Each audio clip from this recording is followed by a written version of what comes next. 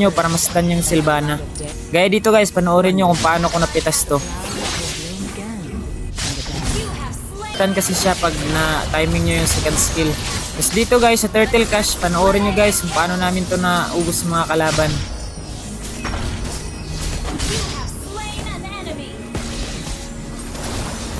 Hintikan pa nga tayo dito guys, buti na lang at nakatakas pa rin tayo. Kita nyo ba?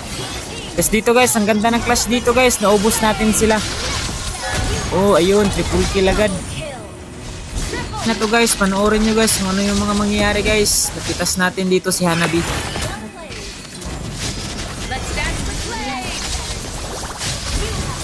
Yung winning clash namin guys, paano sila naubos guys, panoorin nyo.